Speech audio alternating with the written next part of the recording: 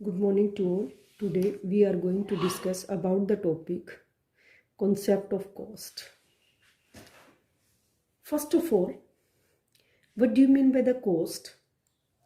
Yani cost is the total expenditure which are expended by the producer on the final goods and services. And these expenditure are on the inputs and non-inputs factors. Inputs क्या होते हैं बेटा? यानी inputs these are also called the production factor and non inputs जैसे raw materials वगैरह या इनके अलावा जो कुछ बच जाता है जैसे लैंड लेबर कैपिटल एंटरप्रेन्योरशिप के अलावा जो कुछ बच जाता है these are a part of the non input factors. तो इन सभी पर जो टोटल एक्सपेंडिचर प्रोड्यूसर्स के द्वारा किया जाता है प्रोडक्शन करने के लिए then these are called the cost of the production. Then next is we also learn about the difference between the economic cost and real cost. Economic cost is the part of the cost of the production because these can be measures in terms of money. क्योंकि इसको as a money की terms में हम measures कर सकते हैं and these are also the part of the cost of the production. ये cost का ही एक पार्ट होता है because these also indicate the total expenditure which are expended by the producer on producing goods and services. And what do you mean by the real cost? Real cost is not a part of the cost of the production because it cannot measure in terms of money. जो real cost होती है इसको हम कभी भी money की terms में measures नहीं कर सकते हैं and these are also not the part of cost of the production because in this we involve the pain sacrificing discomfort and all the difficulties which are faces by the producer during the production process. Production process के duration में जो भी उसे face करना पड़ता है जो भी पेन सेक्रीफाइस करना पड़ता है discomfort all difficulties the producer faces during the production process these are called the real cost. तो ध्यान रखना जो भी हम मेजर्स करते हैं वो हमेशा इकोनॉमिक कॉस्ट होती है क्योंकि इसको मनी की टर्म्स में मेजर्स किया जाता है but real cost can not be measures in terms of money. इसके बाद आ जाता है कि अपॉर्चुनिटी कॉस्ट। अपॉर्चुनिटी कॉस्ट क्या होती है बेटा? Opportunity cost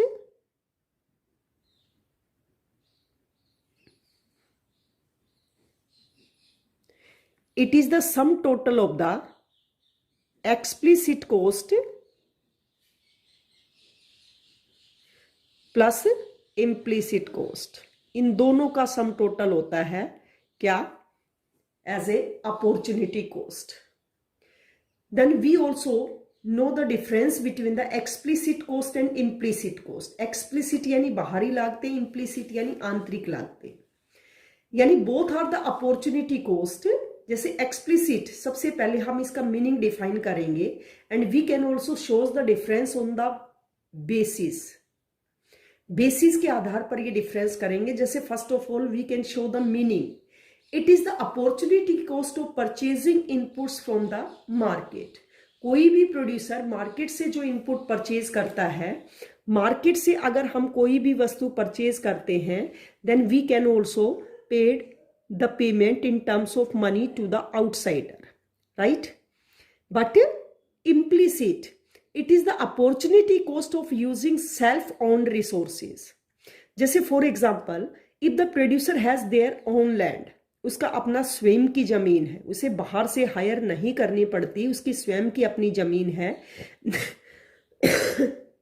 then the occupied rental value are a part of the implicit cost and the producer has their own capital not taken the loan from the bank।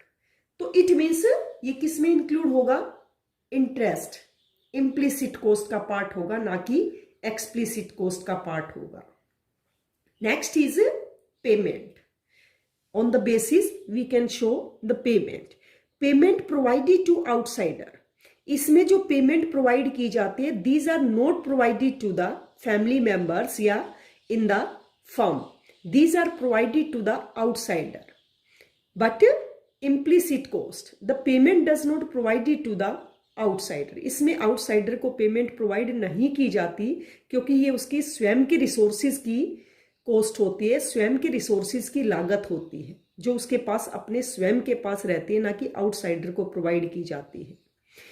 इसको measurement लिख सकते हैं हम basis में इसमें, it is measures in terms of cash payment, इसको हम cash payment के रूप में मेजर्स कर सकते हैं। जैसे मान लो हमने कोई भी लैंड हायर किया तो उसकी जो पेमेंट हमें कैश के रूप में प्रोवाइड करनी पड़ेगी, तो इसी प्रकार से इन टर्म्स ऑफ मनी के रूप में मेजर्स कर सकते हैं।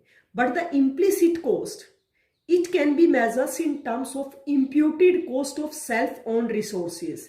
इट मीन्स अगर मान लो वो अपनी स्वयं की जमीन को खुद यूटिलाइज ना करके किसी को रेंट पर देता तो उसकी जो रेंटल वैल्यू होगी वो इम्प्यूटेड वैल्यू होगी।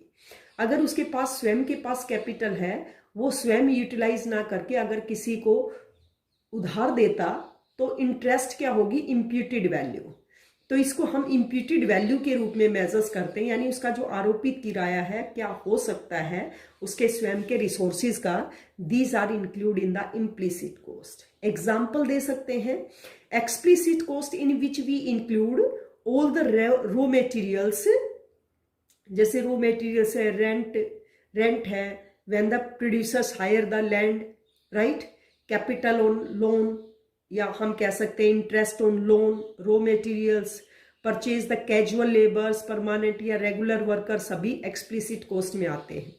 इम्प्लिसिट कॉस्ट यानी the interest on self capital, rent on self occupied जो लैंड है, यानी ये सारे किस में आ जाएंगे, इम्प्लिसिट कॉस्ट का पार्ट होते हैं। So these are the difference between the explicit and implicit cost.